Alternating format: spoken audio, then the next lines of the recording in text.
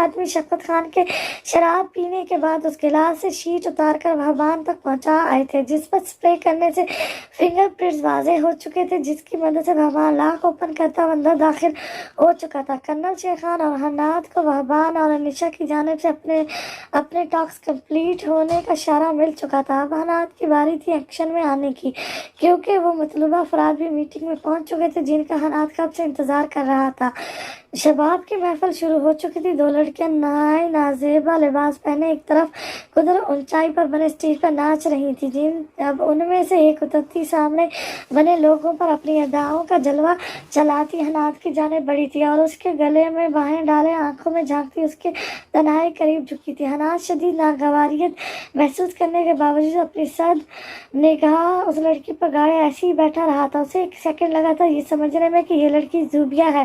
حناد نے ہاتھ بڑھاتے اس کا ماسک کھینچنا چاہا تھا جب اسی لمحے اس کے کان میں وہبان کی آواز گونجی۔ اس کے وجود کو زلزلوں کی نظر کر گئی تھی۔ حناد اسٹاپ اٹ، دائیں جانب دیکھو اضفا۔ وہبان بھی ساری انفارمیشن لے کر وہاں پہنچ چکا تھا۔ وہبان کی بات پر حناد نے جھٹکے سے سر اس جانب گھمایا تھا جہاں بندوقوں کے سائے میں کھڑی اپنی متحد زینت کو دیکھ حناد کے پیروں تلے سے زمین کھسک چکی تھی۔ شفقت خان، یہ کیا مذاق ہے؟ تمہاری ہمت بھی کیسی ہوئی میری بیوی کو اس طرح یہاں لانے کی؟ حناد زوبیہ کو خود سے دور چھٹکتا اٹھا تھا۔ موسیقی اور ناچ گانا اس کی ایک دھاڑ پر بند ہو چکا تھا۔ وہی مذاق جو تم نے بلیک ایگل بن کر ہمارے ساتھ کیا ہے۔ تمہیں کیا لگا تھا تم ہمیں بیوقوف بناتے رہو گے اور ہمیں کبھی پتہ نہیں چل پائے گا؟ شفقت خان اپنے ساتھیوں کے بیچ شیر بنا کھڑا اس سے مخاطب ہوا تھا۔ ایک عام سی لڑکی کے لیے اتنا غصہ میجر صاحب آخر ہے کیا اس لڑکی میں؟ اس کے جھٹکنے پر سر کے بل کرسی پر گری زوبیہ تیش کے عالم میں اضافہ کی جانب بڑھتی اس کے دودیا گال پر زوردار تھپڑ رسید کر چکی تھی۔ اضافہ جو پہلے ہی اتنے عجیب لوگوں اور عجیب سی جگہ پر آ کر بری طرح گھبرائی ہوئی لہذ رہی تھی، زوبیہ کی حرکت اسے پوری طرح لڑکھڑانے پر مجبور کر گئی تھی۔ عورت، تیری ہمت بھی کیسے ہوئی میری بیوی پر ہاتھ اٹھانے کی؟ حناد تو جیسے پاگل ہو اٹھا تھا۔ اس لڑکی نے سالوں پہلے اس سے اس کے ماں باپ چھینے تھے اور آج یہی لڑکی اس کی بیوی پر ہاتھ اٹھانے کی خطا کر چکی تھی۔ اس کے گناہوں کا گھڑا بھر چکا تھا۔ اب حناد اسے ذرا سی مہلت بھی نہیں دے سکتا تھا۔ ٹیبل پر پڑی شراب کی بوتل اٹھا کر زوبیہ پر نڈالتے اس نے کسی کو بھی کچھ بھی سمجھنے کا موقع دیے بغیر لائٹر جلا کر زوبیہ پر اچھال دیا تھا۔ لمحوں کے اندر بھڑکتی آگ نے زوبیہ کے پورے وجود کو اپنی لپیٹ میں لے لیا تھا۔ ان سب نے بجھانے کی بہت کوشش کی تھی مگر تب تک زوبیہ اپنے انجام تک پہنچ چکی تھی۔ اس نے اسی طرح اس کے بے گناہ ماں باپ کو اذیتوں سے گزارتے زندہ جلایا تھا جس کا آج اتنے سالوں کے انتظار کے بعد آخرکار اس نے انتقام لے ہی لیا تھا۔ ہال میں داخل ہوتی انیشا نے بھی قہر بھری نگاہوں سے یہ مناظر دیکھا تھا۔ کب سے یہ لوگ اس کی زندگیوں میں زہر گھول رہے تھے، اب ان کا انجام تک پہنچنے کا وقت آ چکا تھا۔ وہ لوگ بلیک ایگل کو واپس اپنے دہشتناک روپ میں لوٹتا دیکھ بے اختیار چند قدم پیچھے ہٹے تھے۔ شفقت خان اپنے آدمیوں کے دل میں بیٹھے اس خوف پر افسوس سے سر ہلا کر رہ گیا تھا۔ گارڈز، فوراً پکڑ لو اس شخص کو اور اس کی آنکھوں کے سامنے اس کی بیوی کو بھی ایسے ہی زندہ جلا دو۔ شفقت خان نے اپنے گارڈز کو حکم دیا تھا مگر ان کے قریب آنے سے پہلے ہی حناد اور وہبان نے گنز نکالتے ان سب پر فائرنگ کھول دیے تھی۔ کرنل شیر خان جو اپنے کنٹرول روم میں بیٹھا واضح طور پر سارے مناظر دیکھ رہے تھے، ان کے اشارے پر شفقت خان کے گارڈز میں چھپے ان کے کمانڈر آگے بڑھے تھے اور وہاں موجود شفقت خان کے تمام مہمانوں پر حملہ آور ہوتے انہیں وہاں سے زندہ گرفتار کر کے لے گئے تھے۔ سمارا نے ان لوگوں کو یوں حاوی ہوتا دیکھ وہاں سے فرار ہونا چاہا تھا مگر ایک دم انیشا نے سامنے ان کا راستہ وہیں روک دیا تھا۔ کیا ہوا ماں، بیٹی سے ملے بغیر فرار ہو جاؤ گی یہاں سے؟ انیشا کی بات پر سمارا نے اپنی گن نکالی تھی مگر اس سے پہلے ہی انیشا کی گن سے نکلتی گولیاں اس کے وجود کو چھلنی کرتی ہمیشہ کے لیے اس ماں بیٹی کی تنہائی کمزور بندھن سے آزاد کر گئی تھی۔ کاش کہ میں نے تمہارے ناپاک وجود سے جنم نہ لیا ہوتا تو آج تمہیں مار کر دل یوں خون کے آنسو نہ رو رہا ہوتا۔ انیشا چہرے پر بکھرتے آنسوؤں کو سختی سے رگڑتے سمارا کے بے جان وجود کو دیکھ کر سسک پڑی تھی۔ وہبان نے ان سب سے مقابلہ کرتے متلاشی نگاہوں سے انیشا کو ڈھونڈا تھا۔ جب وہ اسے انیشا سمارا کے خون سے لت پر وجود کے قریب روتی نظر آئی تھی، اس کی حالت دیکھ وہبان کے دل کو کچھ ہوا تھا جب اچانک اس کی نظر ایک جانب لڑکے शबीर खान पर पड़ी थी, जो फर्श पर गिरा पिस्टल उठाता अनीशा पर फायर करने वाला था, मगर वहबान ने अपनी गन का रुख शबीर खान की जाने मोड़ते से हमेशा के लिए मुंह के बल जमीन पर गिरा दिया था। हनाद शफकत खान के लड़ता भड़कता अजदफा तक पहुंचकर उसे हिफाजत महफूज करने की कोशिश कर रहा था। इससे पहले कि वो शफकत खान का काम तमाम करके अजदफा तक पहुंच पाता, शफकत खान के ही इशारे पर उस गार्ड ने अजदफा के नाजुक वजूद पर गोली चला दी थी। अजदफा अनाज शिद्दत से चीखा था, जिस पर निशा और वहबान भी उस जानिब मुतवज्जो हुए थे, मगर इससे पहले कि उनमें से कोई कुछ कर पाता बहुत देर हो चुकी थी। हनाद सब कुछ भूलता अजदफा तक पहुंचा था और उसके खून में लथपथ वजूद को जमीन बोझ होने से पहले ही अपनी बाहों में भर गया था। वो अजदफा के खून से रंगते अपने हाथ और गोद में पड़े उसके बेजान होते वजूद को फटी फटी आंखों से देख रहा था। उसकी जिंदगी लम्हा ब लम्हा उसके हाथों से फिसल रही थी। हनाद मुतशिम एक बार फिर खुद से हार रहा था और आज भी उसकी दुश्मन जान अपने कहे के मुताबिक उसे जुदाई सौंपती उससे जीत रही थी। हनाद, उसकी सांसें चल रही हैं, जल्दी से उसे लेकर हॉस्पिटल पहुंचो, मैं यहाँ सब संभाल लूंगा। निशा, तुम भी जाओ यहाँ से फौरन। वहबान ने होश दिलाने पर हनाद जाफा के वजूद को बाहों में भरता वहां से निकलता चला गया था। वहबान, अनिशा तो वहबान को वहां देख दोबारा से जी उठी थी। इर्द गिर्द मचे खून खराबे की परवाह किए बगैर वो सीधी वहबान के सीने से जा लगी थी। अनीशा, ये जगह खतरे से खाली नहीं है, तुम्हें अभी और इसी वक्त यहाँ से निकलना होगा। वहबान उसे सीने में भेजकर खुद से दूर करता कुछ इस तरह सर्द स्पाट लहजे में बोला था कि अनीशा को ना चाहते हुए भी वहां से आना पड़ा था। वो वहबान की अब कोई बात टालने का हौसला नहीं रखती थी। अनीशा को बाहिफाजत वहां से निकलता देख वहबान वहां से फरार होते शफकत को गर्दन से पकड़कर वापस घसीट चुका था। मेरे मुल्क को तबाह करोगे जिसके खाक के बराबर भी नहीं हो तुम्हारा अब मैं वो हाल करूंगा कि तुम्हारी इबरतनाक मौत देखकर आइंदा कोई इस पाक सरजमीन पर कदम रखने से पहले 1000 बार सोचेगा। शफकत खान मुकाबला करने की पूरी कोशिश कर रहा था, मगर मेजर वहबान हातिम के जुनून के आगे कुछ ही लम्हों में ढेर हुआ था। मेरी बीवी पर गंदी निगाह डालोगे खबीस इंसान, तुम्हें अब कोई शय देखने के काबिल नहीं छोड़ूंगा मैं। वहबान के पड़ने वाले भारी बूटों की ज़रबों पर पूरा हाल उसकी करहों से गूंज उठा था। निशा जो हनाद के साथ बाहर तो आ गई थी, मगर उसकी धड़कनें अंदर ही अटकी हुई थी। उसकी गाड़ी अभी बिल्डिंग के अहाते से निकली ही थी जब अचानक बिल्डिंग के मुख्तलिफ हिस्सों में एक साथ होते ब्लास्ट ने अनीशा की सांसें रोक दी थी। उसने देखा था वहबान के सब गार्ड्स बाहर आ चुके थे, मगर वहबान उनमें कहीं नहीं था। अनीशा, जो अभी कुछ लम्हे पहले वहबान को जिंदा सलामत अपने सामने खड़े देख जी उठी थी, अब एक बार फिर आग के शोलों की नजर होती बिल्डिंग देख उस पर क़यामत टूट पड़ी थी। बुराई का खात्मा हो चुका था। कर्नल शेर खान की टीम ने इतनी सारी नाकामियों के बाद इस बार दुश्मनों का अपनी पाक सरजमीन से सफाया कर दिया था, जिनमें सरफस्त थे उनके 2 जाबाज कमांडर वहबान हातिम और हनाद मुतशिम, जिन्होंने अपनी जिंदगियां अपना सब कुछ दांव पर लगाते मुल्क को सबसे आगे रखा था। और इनके बाद थी इनकी लाडली इकलौती बेटी, जो किसी भी एजेंसी या फोर्सेस का हिस्सा ना होते हुए भी अपनी पूरी जिंदगी मुल्क के लिए लड़ती आई थी, और आखिर में मुल्क दुश्मन के भेस में शामिल इंडियन जासूस अपनी मां को भी ख़त्म करने से नहीं कतराई थी। उसने साबित कर दिया था कि इस्लाम की सरबुलंदी से आगे कुछ नहीं है। स्मारा और शबीर खान तो मौके पर ही हलाक कर दिए गए थे, मगर शफकत खान को अभी कुछ दिनों के लिए मजीद अपना मेहमान बनाने की खातिर पाक आर्मी ने अपने खुफिया मकान पर उसे पहुंचा दिया था, जहां उसकी अच्छी खासी मेहमान नवाजी की जानी थी।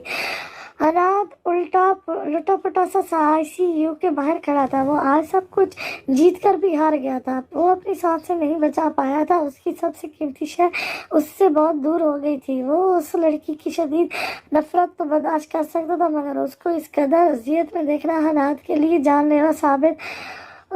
जानलेवा अजाब से बढ़कर था। कभी उसकी निगाहों के सामने अजफा का हंसता खिलखिलाता रूप आकर उसके दिलो दिमाग में रोशनियां भर जाता था, लेकिन अगले ही पल उसका खून से लथपथ वजूद हनाद की तकलीफ कहीं गुना बढ़ा देता था। उसकी जिंदगी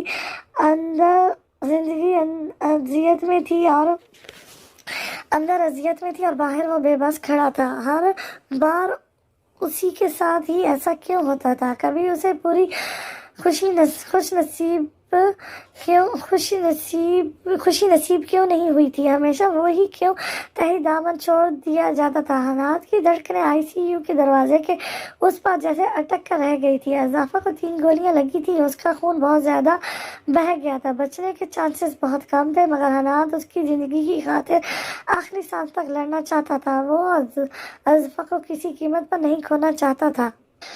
حناد اضافہ کو سجاول کے پاس پوری سیکورٹی اور گارڈز کی بھاری تعداد میں چھوڑ کر آیا تھا، مگر اس کے اپنے ہی ایک آدمی کی غداری کی وجہ سے شفقت خان کے آدمی وہاں داخل ہوئے تھے، جنہیں روکنے کی کوشش میں سجاول بھی بہت بری طرح زخمی ہوا تھا اور حناد کے لیے اپنی وفاداری کا ثبوت دیتے اس وقت سیریس کنڈیشن میں ہاسپٹل کے بیڈ پر پڑا تھا۔ حناد نے سجاول کے پاس جمشید کو چھوڑ رکھا تھا اور اس وقت تنہا وہاں بینچ پر بیٹھا اپنی جنگ اکیلے ہی لڑ رہا تھا۔ انیشا کو ان لوگوں نے جو انجیکشن دیے تھے اس کی وجہ سے انیشا کی طبیعت ٹھیک نہیں تھی۔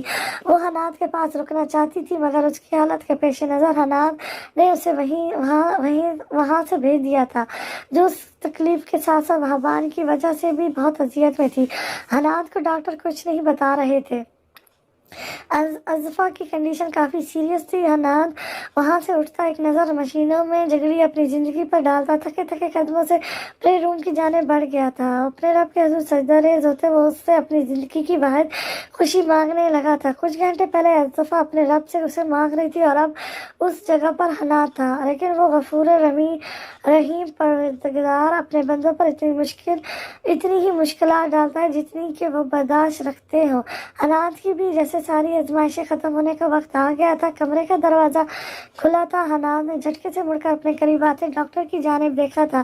اس کی آنکھوں سے اس کا خوف عیاں تھا، مگر ڈاکٹر کی جانب سے سنائی جانے والی خوشخبری اس کی تاریخی کی نظر ہوئی زندگی میں ایک بار پھر اجالے بھرتی چلی گئی تھی۔ اس کی چاہت، اس کی اضافہ خطرے سے باہر تھی۔ حناد تو خوشی سے پاگل ہو اٹھا تھا، اس کا سر اپنے رب کے حضور سجدہ شکر میں جھک گیا تھا، جس نے اس کی اتنی بڑی آزمائش ختم کر دی تھی، اسے اس کی زندگی سونپ دی تھی۔ وہابان کے بابا بیٹی کی مشن میں کامیابی کا سن کر پورے خاندان کو لیے آدھے راستے سے ہی واپس لوٹ آئے تھے، جس پر سب نے بہت احتجاج بھی کیا تھا، مگر انہوں نے سب کو اپنے طریقے سے سمجھا لیا تھا۔ وہ بس جلد سے جلد اپنے بیٹے اور بہو سے ملنا چاہتے تھے۔ انہوں نے بے دبے لفظوں میں زینت بیگم، تاثیر صاحب اور سیما بیگم کو وہابان کی جاب کی حقیقت بتا دی تھی، جسے سن کر وہ سب بے پناہ خوش ہوئے تھے، مگر افسوس کہ وہ اس بات کا کوئی جشن نہیں منا سکتے تھے، کیونکہ ان کا بیٹا ایک گمنام سپاہی تھا جس کے 24 گھنٹے ملک کی حفاظت میں ہی گزرتے، مگر اس کا نام تک کسی کو پتہ نہیں تھا۔ انشا حاتم والا واپس آ چکی تھی، مگر اس بلاسٹ کے بعد سے پوری طرح اپنے حواسوں میں نہیں لوٹی تھی۔ اسے یہی بتایا گیا تھا کہ وہابان اس بلاسٹ میں اپنی جان کو بیٹھا ہے، وقت پر باہر نہ آ سکنے سے وہ اس حادثے کا شکار ہو گیا ہے۔ حاتم والا میں سب کو اسی طرح خوش و خرم دیکھ انشا کی تکلیف مزید بڑھ رہی تھی۔ اسے سمجھ نہیں آ رہی تھی کہ ان لوگوں کو وہابان کے بارے میں کیسے بتائے۔ وہ ان ہنستے چہروں کو اذیت میں بدلتے نہیں دیکھنا چاہتی تھی۔ اس کی طبیعت بھی کافی خراب تھی، مگر سب لوگ اس کی بہت زیادہ دیکھ بھال کر رہے تھے۔ اس وقت بھی سیما بیگم اسے اپنے سہارے تھام کر ڈرائنگ روم میں سب کے بیچ لے آئی تھی، تاکہ سب کے درمیان بیٹھ کر اس کی طبیعت کچھ بحل ہو سکے۔ انیشا کی سوجی لال آنکھیں اس کے مسلسل رونے کی گواہ تھی۔ زینت بیگم اور سیما بیگم اس کا دکھ سمجھ کر بھی کچھ نہیں کر پا رہی تھی۔ سیما بیگم جو درمیان میں انیشا سے کافی بدگمان ہو گئی تھی، اس کے بارے میں سب کچھ جان کر انہیں وہ وہابان کی طرح بے حد عزیز ہو گئی تھی۔ حاتم والا کے تمام افراد اس وقت ڈرائنگ روم میں بیٹھے خوشگپیوں میں مصروف تھے۔ ان کے بیچ بیٹھی انیشا اپنا درد سینے میں چھپائے مسکرانے کی ناکام کوششیں کر رہی تھی۔ ذرا سی مسکراہٹ پر اس کی آنکھیں نم ہونے لگ جاتی تھیں۔ وہ اس وقت شدید تکلیف میں، مگر کسی کو اپنا درد بتا بھی نہیں پا رہی تھی۔ دادی جان نے صاف کہہ دیا تھا کہ ابھی 1 سال تک خاندان میں کسی کی شادی کی کوئی بات نہیں چلے گی۔ عروج نے شرارتاً کہتے خنزر اور حمزہ کی دکھتی رگ پر ہاتھ رکھا تھا، جن کی منگنیاں ہو جانے کے باوجود شادی مسلسل ڈیلے ہو رہی تھی۔ ہر بار کوئی نہ کوئی رکاوٹ آ ہی جاتی تھی۔ اس وقت بھی عروج کی بات پر انہوں نے مصنوعی مظلومیت چہرے پر طاری کرتے زینت بیگم کی جانب دیکھا تھا۔ دادی جان، اب تو ہم غریبوں کی طرف اپنا نظر کرم کر دیں یار، کنوارے مارنے کا ارادہ ہے آپ لوگوں کا؟ ہمیں خضر کی شکل دیکھ سب کی ہنسی پھوٹ چکی تھی۔ زینت بیگم جو اس کی بات پر اس سے شدید گھوری سے نوازنے کا ارادہ رکھتی تھی، ان دونوں کی شکل دیکھ کر وہ بھی مسکرا دی تھی۔ انیشا نے دھندلائی آنکھوں سے سب کی جانب دیکھا تھا، یہ سب کتنے خوش تھے۔ اگر حقیقت جان لیتے تو انیشا کے دل میں ایک ہوک اٹھی تھی، وہ ان سب کے بیچ سے اٹھنے ہی والی تھی جب ڈرائنگ میں گونجتی بھاری آواز اس کو اپنی جگہ پر ہی جما گئی تھی۔ کیا ہو رہا ہے بھائی؟ میرے بغیر اتنا کس بات پر مسکرایا جا رہا ہے؟ یہ لفظ، یہ انداز، یہ لب و لہجہ۔ انیشا نے جھٹکے سے دروازے کی جانب دیکھا تھا، جہاں کھڑے بہبان حاتم کو دیکھ انیشا کی دنیا جیسے اسی پل میں رک سی گئی تھی۔ وہ سطح کے عالم میں اپنے سامنے پورے قد سے کھڑے بہبان کو دیکھ رہی تھی، جو بالکل صحیح سلامت لوٹ آیا تھا۔ انیشا کی آنکھوں سے آنسو جاری ہو چکے تھے، وہ ارد گرد بیٹھے لوگوں کو بھول چکی تھی۔ اس کی دیوانہ وار نگاہیں تو صرف میجر بہبان حاتم کا طواف کر رہی تھی، جو باری باری سب سے ملتا زینت بیگم کے ساتھ بدزبان ہوا تھا، جبکہ انیشا کو ہولے ہولے کانپتے دیکھ سیما بیگم نے اس کے گرد بازو کا حارس قائم کرتے اسے اپنے ساتھ بھیج لیا تھا۔ انیشا سے یہ اچانک ملی خوشی سنبھالے نہیں سنبھل رہی تھی۔ اس کا رب یہاں بھی اس پر مہربان ہوتا، اس کی زندگی کا عزیز ترین انسان اسے واپس سونپ کیا تھا۔ بہبان کو کچھ نہیں ہوا، وہ بالکل ٹھیک ہے، مگر اس نے ہمیں سختی سے منع کیا تھا آپ کو بتانے سے، اسی لیے آپ کی یہ کنڈیشن دیکھنے کے بعد بھی بہت مجبور تھے ہم، اس کے لیے معاف کر دیجیے گا ہمیں۔ سیما بیگم نے اس کو ساتھ لگاتے ساری بات بتا دی تھی، جس پر انیشا نے پھٹی پھٹی آنکھوں سے بہبان کی جانب دیکھا تھا، جو سب کے ساتھ خوش گپی میں مصروف اس کی جانب دیکھ بھی نہیں رہا تھا۔ وہ ایسی بیہیو کر رہا تھا جیسے گزرے دنوں کچھ ہوا ہی نہ ہو۔ انیشا کے دل و دماغ میں جہاں سکون سا اتر چکا تھا، وہیں سیما بیگم کی بات سن کر وہ شدید تپ چکی تھی۔ کوئی بھلا ایسا مذاق بھی کرتا تھا؟ اس کی یہ غلطی کی یہ شخص کتنی بڑی سزا دے چکا تھا۔ اس نے پچھلے 2 دن کس قدر اذیت میں گزارے تھے، یہ وہ اور اس کا رب ہی جانتا تھا۔ کتنی بار اس کا دل چاہا تھا خود کو ہی ختم کر لے۔ اسی زندگی میں جی کر کیا کرے گی جس میں میجر بہبان حاتم اس کے ساتھ نہ ہو، مگر اس بے رحم شخص کو اس پر ذرا سا بھی رحم نہیں آیا تھا۔ انیشا کچھ لمحے بہبان کو لال غسیلی آنکھوں سے گھورنے کے بعد ڈرائنگ روم سے واک آؤٹ کر گئی تھی۔ بہبان کی مسکراتی نگاہوں نے نظروں سے اوجھل ہونے تک اس کا پیچھا کیا تھا۔ دروازہ کھلنے کی آواز پر اصطفیٰ نے بے اختیار تکی سے سر اٹھا کر اس جانب دیکھا تھا، مگر اس بار بھی اس کی نگاہیں مایوس لوٹ آئی تھیں۔ اسے پورے 2 دن بعد ہوش آیا تھا۔ نرسز کے کہے کے مطابق ان پچھلے 2 دنوں میں اس کی بے ہوشی کے دوران حناد اس کے پاس سے ہلا بھی نہیں تھا۔ 2 راتیں اس نے اصطفیٰ کے سرہانے بیٹھ کر جاگ کر گزاری تھی، مگر اب اس کے ہوش میں آنے کے بعد وہ موصوف بالکل غائب ہو چکے تھے۔ اصطفیٰ صبح سے اس کی منتظر تھی، مگر وہ الٹی کھوپڑی کا مالک شخص اس کے سامنے آنے کو تیار ہی نہیں تھا۔ میم، وہ باہر 2 لوگ آپ سے ملنا چاہتے ہیں، ان کو بھیج دوں؟ نرس اس کے پاس آتی باہر موجود سجاول اور جمشید کے بارے میں بتانے لگی تھی، جس کے جواب میں اصطفیٰ نے سر ثابت میں ہلا دیا تھا۔ حناد کی وجہ سے اب سجاول اور جمشید اسے بھائیوں کی طرح عزیز ہو چکے تھے۔ سجاول نے اس کی خاطر جس طرح جان داؤ پر لگائی تھی، اس کے بعد اصطفیٰ کے دل میں اس کی عزت مزید بڑھ گئی تھی۔ انہوں نے ثابت کر دیا تھا کہ وہ حناد محتشم کے ساتھ کتنے مخلص تھے۔ نرس کی ظاہر نکلتی کچھ لمحوں بعد وہ دونوں اندر داخل ہوئے تھے۔ سجاول کی طبیعت ابھی پوری طرح سے ٹھیک نہیں تھی، مگر اس وقت صرف اپنی مالکن کو صحیح سلامت دیکھنے کی خاطر وہ ویل چیئر پر بیٹھ کر آیا تھا۔ اصطفیٰ کے زخموں سے ٹانکے ابھی کھلے نہیں تھے، اس لیے ان کے آنے پر وہ اٹھ نہیں پائی تھی، مگر ہلکا سا سر اٹھاتے مسکرا کر ان کی جانب دیکھا تھا۔ میم، اب کیسی طبیعت ہے آپ کی؟ شکر ہے اس پاک ذات کا جس نے ہمارے حماد سر کی سن لی اور آپ کو صحت عطا فرما دی، ورنہ آپ کو ICU میں مشینوں میں جھگڑا دیکھ تو سر اپنے حواس کھو بیٹھے تھے۔ جمشید نے سر جھکائے، پہلی دفعہ شاید اس سے اتنی تفصیلی بات کی تھی، ورنہ اصطفیٰ کو حناد کے یہ خاص آدمی چہرے پر پتھریلے تاثر سجائے ہر چیز کو گھورتے ہی نظر آتے تھے۔ مجھے تو ایسا بالکل بھی نہیں لگ رہا کہ اس پتھر دل انسان کو ذرا بھی فرق پڑا ہو۔ ابھی بھی اسے اپنے آفس اور کام سے فرصت نہیں ہے، کوئی پرواہ نہیں ہے اس شخص کو میری، میں اچھے سے جانتی ہوں۔ آپ دونوں یہ سب صرف میرا دل رکھنے کے لیے بول رہے ہیں۔ اصطفیٰ بنا جمشید کے ہاتھ میں پکڑے موبائل پر غور کیے اپنی ہی آگے جا رہی تھی، جس پر اس کے وہ اکڑو موصوف ویڈیو کال پر اس کی ناراضگی اور شکوے ملاحظہ فرما رہے تھے، مگر بات کے اختتام پر اصطفیٰ کی آنکھوں سے گرتے آنسو دیکھ اس کا ضبط جیسے ختم ہوا تھا۔ وہ صبح سے اصطفیٰ کے پاس آنے سے خود کو کتنی مشکل سے روکے ہوئے تھا، یہ وہی جانتا تھا۔ اسے ابھی بھی وہی ڈر ستا رہا تھا کہ اصطفیٰ اسے چھوڑ کر نہ چلی جائے۔ جس طرح اصطفیٰ نے وہاں اس کا روپ دیکھا تھا، اسے محسوس ہو رہا تھا کہ اصطفیٰ شاید اس سے مزید نفرت کرنے لگ گئی ہوگی، مگر اب اپنی بیوی کے شکوے سن وہ مزید اس سے دور نہیں رہ پایا تھا۔ اس سے پہلے کہ جمشید یا سجاول کوئی بات کرتے، ایک جھٹکے سے دروازہ کھولتے وہ اندر آیا تھا۔ اس سے جارحانہ تیور لیے اندر آتا دیکھ اصطفیٰ نے مشکوک نگاہوں سے ان دونوں کی جانب دیکھا تھا۔ جب جمشید کے ہاتھ میں پکڑا موبائل دیکھ وہ ان لوگوں کی چالاکی سمجھ گئی تھی۔ حناد کو اندر آتا دیکھ وہ دونوں باہر نکل گئے تھے۔ اصطفیٰ اس سے اس بات کا بدلہ بعد میں لینے کا سوچتی آنکھیں موند گئی تھی۔ اس نے ایک بار بھی حناد کی جانب نہیں دیکھا تھا، یہ اس کی سخت ناراضگی کا اظہار تھا، جسے سمجھتے حناد کے ہونٹوں پر دلکش مسکراہٹ بکھری تھی۔ وہ کچھ لمحے سینے پر بازو باندھے اس کا حسین دلکش چہرہ آنکھوں کے راستے دل میں اتارتا رہا تھا۔ یہ لڑکی اس کی زندگی میں اب کیا مقام حاصل کر چکی تھی، گزرے 2 دن اس پر بہت اچھی طرح واضح کر گئے تھے۔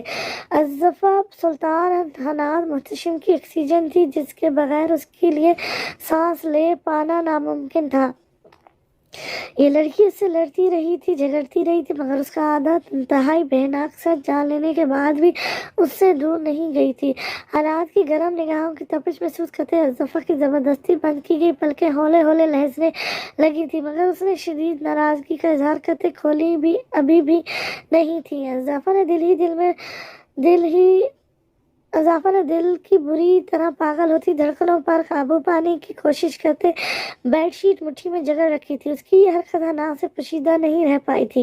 وہ دل کے ہاتھوں مجبور آگے بڑھا تھا اور دھیرے سے جھکتے اصطفیٰ کی لہجتی پلکوں پر باری باری اپنے لبوں کا لمس چھوڑتا اصطفیٰ کو بری طرح لال کر گیا تھا، مگر اصطفیٰ نے اب بھی آنکھیں نہیں کھولی تھی۔ چادر وہ اس کی گرفت میں مزید سخت ہو چکی تھی، لیکن اس کی جان اصل عذاب میں تو تب آئی جب حناد اس کے سر کے نیچے اپنا کستری بازو رکھتے وہ بیڈ پر اس کے قریب نیم دراز ہوا تھا۔ کبھی بات نہیں کروں گی تم سے کھڑوت میجا، 2 دن مجھے کس قدر اذیت میں رکھا، مانا میں نے غلطی کی تھی، مگر اتنی بڑی سزا بھی کوئی دیتا ہے؟ نشا بہبان کو اپنی آنکھوں کے سامنے صحیح سلامت دیکھ بے پناہ خوش تھی۔ آنکھیں خوشی کے رنگوں کے ساتھ ساتھ نمی سے بھی بھر گئی تھی۔ وہ روم میں آ کر خوب روئی تھی، اس کے پچھلے دنوں کی تکلیف بیان سے باہر تھی۔ بہبان کے اس دنیا میں نہ ہونے کے تصور نے ہی اس کے جیتے جاگتے وجود سے ساری رنگ چھین کر اسے مردہ کر دیے تھے، لیکن اب بہبان کو دیکھ جیسے ہر تکلیف کی تلافی ہو چکی تھی۔ اس کی روٹھی زندگی اس کے پاک پروردگار نے اسے واپس لوٹا دی تھی۔ وہ بے پناہ خوش ہونے کے ساتھ ساتھ بہبان پر بہت زیادہ غصہ بھی تھی، جس میں اپنے کہے کے مطابق اسے اچھی خاصی سزا دے ڈالی تھی۔ انشا دروازے کے باہر سے آتی بہبان کی آواز سن کر جلدی سے اپنے آنسو صاف کرتی الماری کی جانب بڑھ گئی تھی۔ دونوں پٹ کھول کر تقریباً آدھے سے زیادہ الماری میں چھپی وہ پہلے سے سیٹ کپڑوں کو مزید سیٹ کرنے لگی تھی۔ اسی لمحے دروازہ کھلا تھا اور بہبان فون پر کسی سے بات کرتا مصروف سے انداز میں اندر داخل ہوا تھا۔ اس کی نگاہیں کمرے میں چاروں اور نشا کو تلاشتی الماری میں گھسی اپنی ناراض بیوی پر آن رکی تھی۔ وہ اس کے عین پیچھے کچھ فاصلے پر پڑے صوفے پر آن بیٹھتے پوری طرح اسے نگاہوں کے فوکس میں لیے فون پر دوسری جانب سے کی جانے والی باتیں سننے میں مصروف رہا تھا۔ نشا اپنی کمر پر اس کی نگاہوں کی تپش محسوس کر چکی تھی، اس کے ہاتھوں میں لہر سی ہوئی تھی اور مزید یہاں کھڑے رہنا محال ہوا تھا، مگر وہ اتنی جلدی اس کھڑوس میجر کو معاف کرنے کے لیے کسی صورت تیار نہیں تھی۔ وہ زوردار آواز میں الماری کا کاپٹ بند کرتی بیڈ کی جانب بڑھی تھی، مگر بیچ راستے میں ہی بہبان نے اپنے قریب سے گزرتی نشا کی کلائی دبوچ کر اپنے جانب کھینچ لیا تھا۔ نشا اس کی کسی ایسی ایسی کارروائی کے لیے بالکل تیار نہیں تھی، سیدھی اس کی گود میں آن گری تھی۔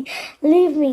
اس نے وہبان کو اپنی لال سوچی نگاہوں سے گھورتے اپنے اوپر سے اس کا بازو ہٹانا چاہا تھا، مگر وہبان نے اس کے ہونٹوں پر انگلی جماتے اس کا دھیان موبائل پر چلتی کرنل شیر خان کی جانب دلایا تھا، جس پر بری طرح شرمندہ ہوتے انیشا نے فوراً اپنی زبان دانتوں تلے دبائی تھی۔ جی سر، انیشا میرے پاس ہی ہے، آپ ہی سے بات کرنا چاہتی ہے۔ کرنل شیر خان بھی شاید اس کی آواز سن چکے تھے، یا پھر وہبان نے جان بوجھ کر اسے موبائل تھما دیا تھا۔ اسے گھورتی سمجھ نہیں پائی تھی۔ وہبان کا بازو اپنے اوپر سے ہٹانے کی تک کرتی اس نے موبائل تھاما تھا، جس کے ساتھ ساتھ ہی وہبان نے اس کی کمر کے گرد بازو لپیٹتے اسے پوری طرح اپنی قید میں کیا تھا۔ انیشا سے وہبان کی پرتپش نگاہیں اور اس شوخ جسارتوں سے بات کرنا مشکل ہو رہا تھا۔ جی بابا، میں بالکل ٹھیک ہوں، جی ہم ضرور آئیں گے، انیشا نے اتنا ہی جواب دیا تھا جب وہبان نے اس کے چہرے کی شہادت کی انگلی سے چھوتے پوری طرح اس کے اوسط خطا کیے تھے۔ انیشا کا چہرہ پوری طرح لال ہو گیا تھا، وہ بہت مشکل سے بات کر پا رہی تھی، مگر وہبان کی اگلی حرکت نے انیشا کے ہاتھ سے موبائل چھوٹنے پر مجبور کر دیا تھا۔ اس کے کھینچنے پر انیشا کا دوپٹہ نیچے لڑھک چکا تھا، جس کی وجہ سے انیشا کی گردن پر بنے دو سیاہ تل آج اتنے ٹائم بعد اس کی نگاہوں کے سامنے آتے اسے جیسے ایک بار پھر اپنا دیوانہ بنا گئے تھے۔ یہ وہی تل تھے جس کے ذریعے وہبان نے اس کے ہی فقیر ہونے کی نشاندہی کی تھی۔ یہ تو ویسے ہی اسے بہت عزیز تھے۔ وہبان انیشا کی بات کرنے کا لحاظ کیے بغیر اس کی گردن پر جھکتا اس کے دونوں تلوں پر باری باری لب رکھتا چلا گیا تھا۔ انیشا کے ہاتھ سے نہ صرف موبائل چھوٹ کر زمین بوس ہوا تھا، بلکہ مرزا وہبان حاتم کی شدت بھرے لمس پر اس کا پورا وجود لہز اٹھا تھا۔ دور رہے مجھ سے، مجھے آپ سے کوئی بات نہیں کرنی۔ انیشا نے اس کے سینے پر دونوں ہتھیلیوں کا دباؤ ڈالتے اسے خود سے دور دھکیلا تھا۔ سوری ہارٹ، ناراض تو میں ہوں تم سے، منانا تمہیں چاہیے، جبکہ بہت سے کاموں کی طرح یہ کام بھی میں ہی کر رہا ہوں۔ وہبان نے اس کے پھولے لال ہوتے گال نرمی سے چھوئے تھے، جبکہ اس کی گرفت نرم پڑتی دیکھ انیشا جلدی سے اس کے ہاتھوں سے نکلی تھی۔ آپ نے بہت غلط کیا ہے میرے ساتھ، جس کے لیے میں آپ کو کبھی معاف نہیں کروں گی۔ آپ نے 2 دن مجھے جس اذیت سے دوچار کیا ہے، اس کی سزا پورے 2 مہینے مجھ سے دور رہ کر دینی ہوگی۔ انیشا سے صوفے سے اٹھ کر خطرناک تیوروں سے اپنی جانب بڑھتا دیکھ الٹے قدموں سے پیچھے جاتے غصے سے گھورتے ہوئے بولی، اور تمہیں ایسی غلط فہمی کیوں کر ہے کہ میں تمہاری یہ اوٹ پٹانگ سزائیں مانوں گا؟ وہبان کی نگاہیں اسکائی بلو کلر کے سادہ سے سوٹ میں مبلس انیشا زمین پر جمی ہوئی تھی۔ لمبی گھنے سیاہ بالوں کو جوڑے کی شکل میں لپیٹے وہ اپنی گلابی شفاف رنگت اور بے پناہ حسین نقوش کے ساتھ ساتھی میں بھی حوث ڈھا رہی تھی۔ وہبان نے کبھی سوچا بھی نہیں تھا کہ اپنی ٹف اور اس روکھی پھیکی زندگی میں کسی لڑکی کو اس قدر ٹوٹ کر چاہ سکتا ہے۔ یہ لڑکی کب کیسے اس کے دل و دماغ پر اپنا قبضہ بناتی چلی گئی تھی، وہبان کو پتہ ہی نہیں چلا تھا۔ انیشا سے محبت کا ادرک تو اسے بہت پہلے ہو چکا تھا، مگر اس دن اسمارا کے منہ سے انیشا کے خطرے میں ہونے کا سن کر وہبان کو اپنی سانسیں رکتی محسوس ہوئی تھیں۔ اس دن اسے اپنی زندگی میں انیشا کی اہمیت کا اندازہ ہوا تھا، جو اس کی زندگی کی سب سے بڑی حقیقت ہی نہیں بلکہ اس کی پوری زندگی بن چکی تھی۔ ان چند گھنٹوں میں انیشا کی بے وقوفی کی وجہ سے اس نے جس قدر اذیت برداشت کی تھی، اور انیشا نے جس طرح اس کی بار بار کہی جانے والی بات نہ ماننے اپنی جان کے ساتھ ساتھ عزت کو بھی خطرے میں ڈالا تھا، اسی کی تھوڑی سی سزا دینے کی خاطر وہبان نے سب کو انیشا کو اپنی خیریت کے بارے میں بتانے سے منع کیا تھا۔ مگر آج واپس آ کر انیشا کی حالت دیکھ وہ اس کی سزا ختم کرنے کے ساتھ ساتھ شرمندہ بھی ہوا تھا۔ اس وقت بھی انیشا کی سوجی لال آنکھیں اسے بہکانے کے ساتھ ساتھ مزید شرمندہ بھی کر رہی تھی۔ آپ کو یہ سزا ماننی ہی ہوگی، کیونکہ آپ نے میرے ساتھ بہت غلط کیا ہے۔ ابھی بھی بات کرتے انیشا کی آنکھیں جھلملائی تھیں، جنہیں دیکھ وہبان تڑپ کر آگے بڑھا تھا اور اس کے نازک وجود کو اپنے چوڑے سینے میں چھپا لیا تھا، جس کے ساتھ ہی انیشا کے آنسوں میں مزید روانی آئی تھی۔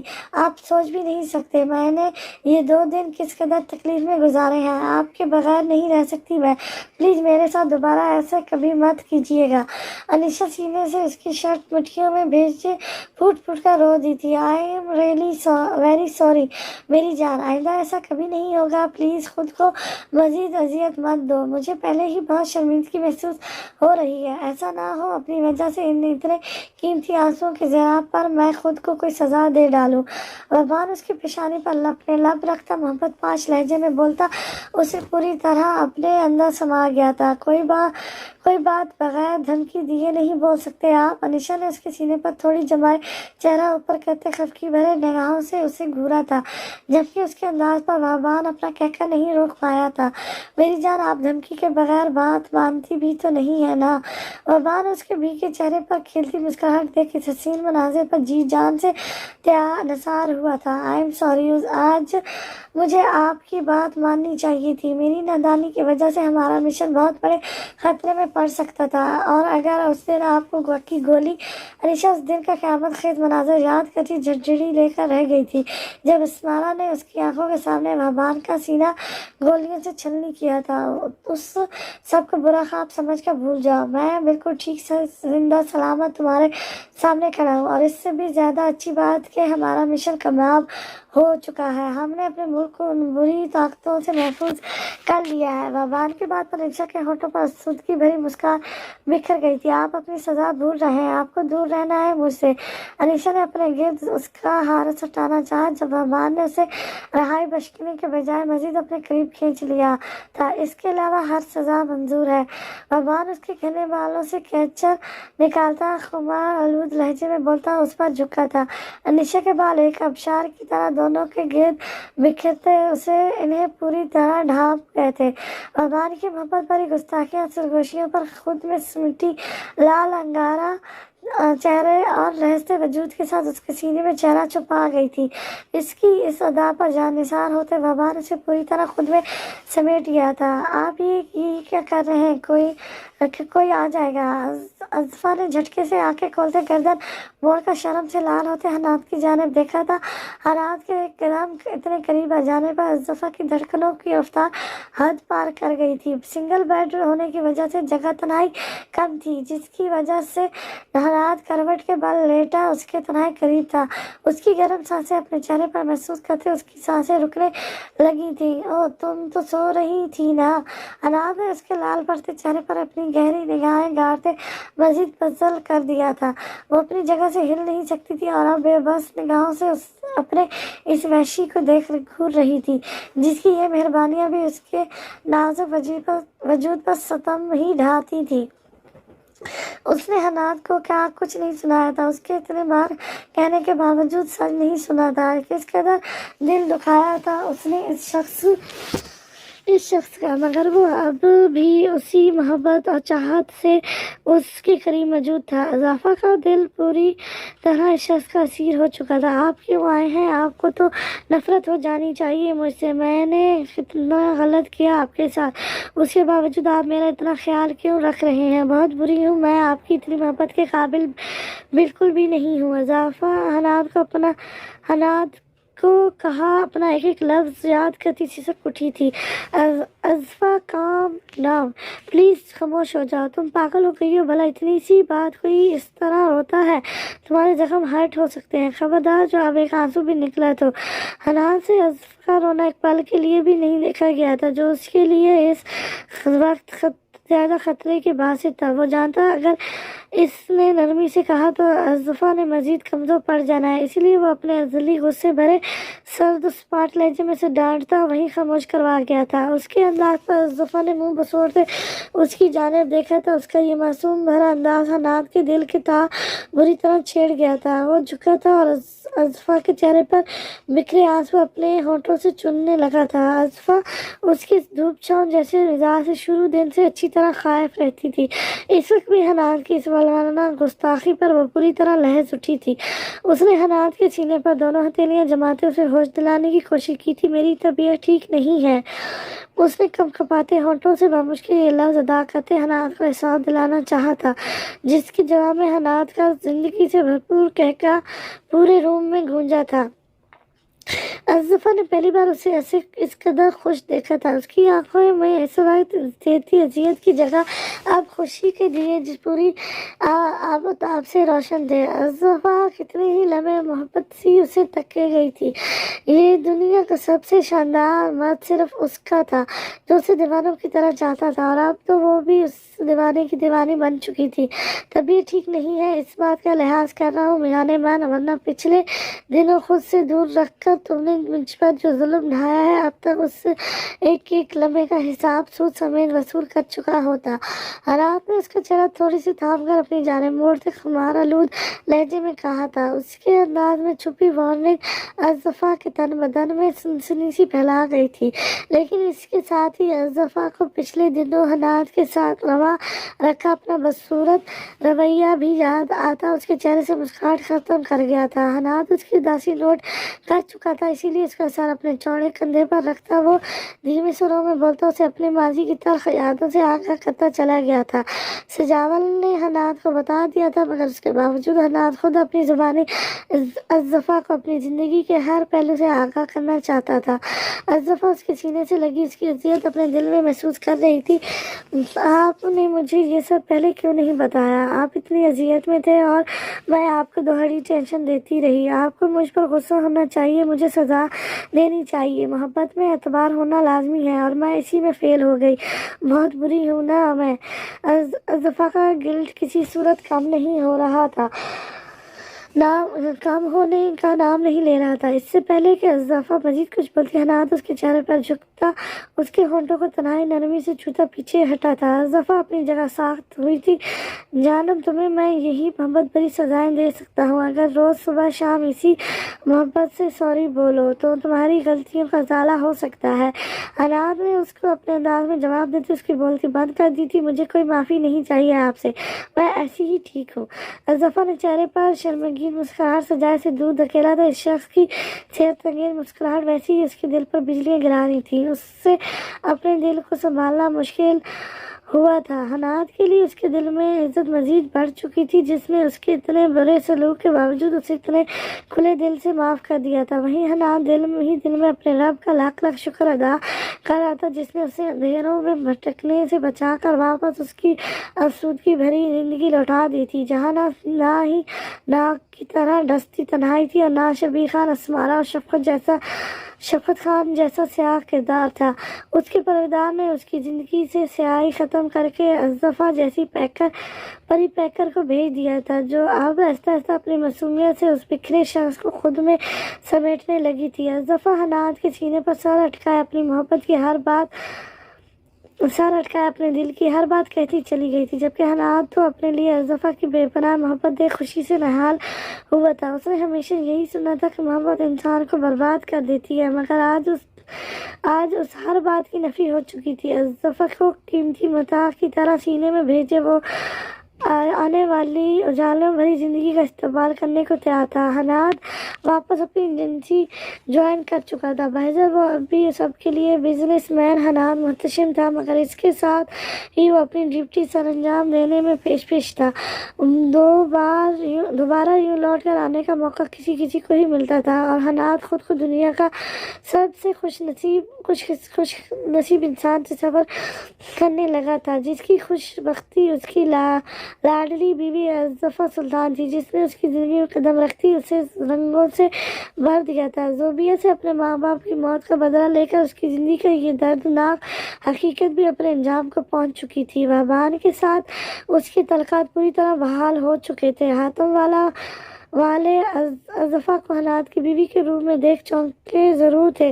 حناد بھی اصطفیٰ کی اوٹ پٹانگ حرکتوں کے بارے میں ان سے جان کر اپنے کہکے نہیں روک پایا تھا۔ نشا، جس نے اپنی ماں کی صورت رشتوں کا بہت بھیانک روپ دیکھا تھا، جو ہمیشہ سچے محبت بھرے رشتوں کی متلاشی رہی تھی، ہاتھوں والا میں موجود خلوص اور چاہت سے لبریز ہر رشتے نے اس کی یہ تشنی مٹا دی تھی۔ ہاتھوں والا میں وابان کی محبت کی چھاؤں اور باقی سبھی رشتوں کے ساتھ اس کی زندگی حسین ترین ہو چکی تھی۔ اس نے کبھی نہیں سوچا تھا کہ وہ اپنی خوش قسمتی بھی ہو سکتی ہے۔ کرنل شیر خان بھی اپنی بیٹی کو بہت خوش تھے.